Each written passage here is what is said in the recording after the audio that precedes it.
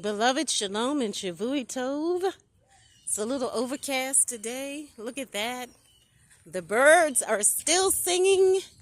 And I want to share with you that today would have been the day Mother would be celebrating another day, the day she entered the earth, allegedly, because we know the calendars are all different now. And I looked up her name, which is a Latin origin, which means pure or virgin.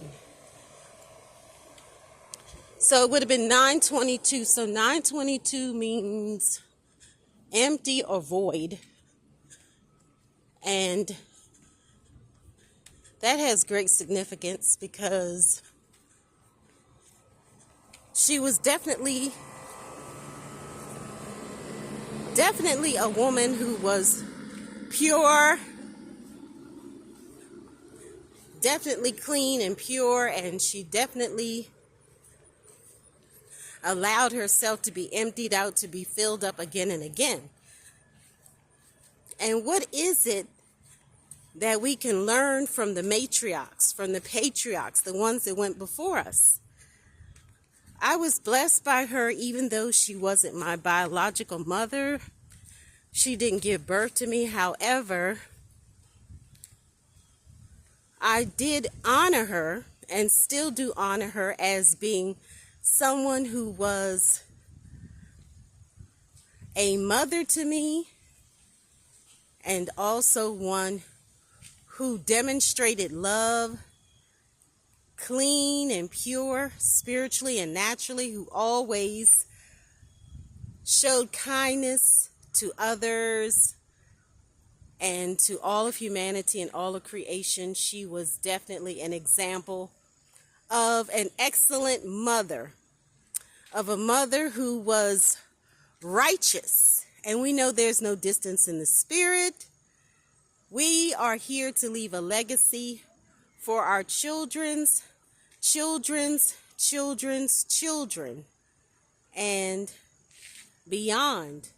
We're here to bless others, and we're here to take care of others, and that's what we are here to do in the land of the living. And today I celebrate that she was such an amazing blessing to me and to many others, to her husband, to all of their children, her grandchildren, her great-grandchildren, and to everyone, all of her love line, all of her bloodline. So we can definitely learn from this. And what did I learn? What did I actually love about my mother? What I loved about her is that she always acknowledged the Maker, Adonai, in everything. She was always grateful and thankful. Her heart was always full of gratitude. She was always humble, no matter what. She cared for people. She cared for animals. I believe she was always in the presence of angels. I believe they surrounded her. She was bold. She was courageous. And she was a woman with a good name, good character, integrity. She was perfect in her ways. I know a lot of people today don't like to use the word perfect because they say you cannot be perfect. She was a wise woman, definitely wise and wealthy. And I believe you can be perfect as long as you submit and surrender to the Maker, as long as you allow those who carry that wisdom and truth to pour it into you. And she was definitely one who was a teacher. She was a woman who wore many hats, many crowns. She was definitely a mother, a wife, a queen, a daughter, an aunt, a friend, a sister, and so much more. And she was definitely a mother to me, and also a good friend, one who, she was never one to give her opinion or her thoughts or point of view about anything. She would always give those important spiritual principles so that we could make wise choices in this life. That's amazing. That's how teachers are. They want to help you to think the kingdom way in everything, to be ones who are proactive in defending life and appreciating the value of life that is priceless. You cannot buy another person. We have to be very careful about how we treat other people and how we treat ourselves, because everything has a reaction. Every action has a reaction. It's a cause and effect. So we have to be sure that we defend the orphans, the widows, the strangers, the imprisoned, and that we defend all life and all life forms, humanity, creation, and understand that there is mysteries. We will not understand everything in this life, and that's okay.